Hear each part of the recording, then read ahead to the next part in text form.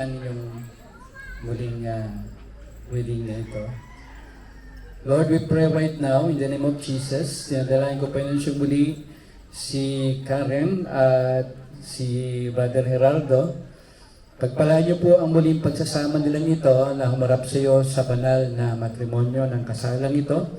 Kisin mo sila ng Espiritu, ng pag-ibig at ng iyong kapangyarihan at patuloy pa noon samahin sila sa araw-araw, bawat sandali.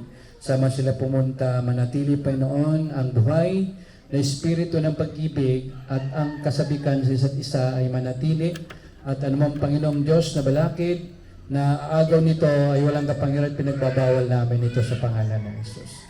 Maraming salamat pong muli sa hapong ito, sabing ginawa mo Panginoon sa kanila na sila'y muling pagsamahin sa banal na kasalang ito. Sa harapan mo, Panginoon, manatili ang iyong buhay na pagkalinga sa kanila at sa buong pamilya. Sa pangalan ni Kristo Jesus naming Panginoon at tagapagligtas. Basbasan mo sila sa pangalan ng Ama, ng Anak at ng Banal na Espiritu.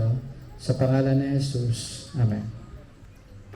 Bilang ministro ng Panginoon, Father Geraldo at Sister Karen, family of Matthew, nahiyag kong muli ang inyong pagsasama na naway matiwasay at magsama sa ngalan ng pag-ibig.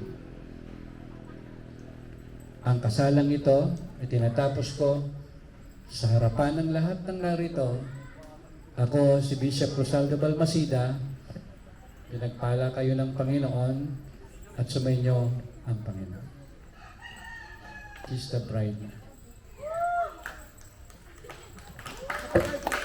Nagpapatawa kayong dalawa.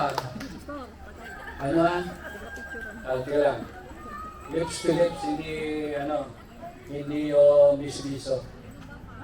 Mag-asawa kayo, lips to lips, hindi miso-miso. So, kaibigan yung ginagawa nyo sa mag-asawang gawin nyo. Okay?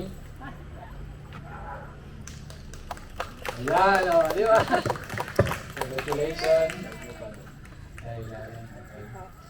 Sumayo ang Panginoon at tumayo kayo. Baka hindi na kayo magpakarami dahil apat na anak mo.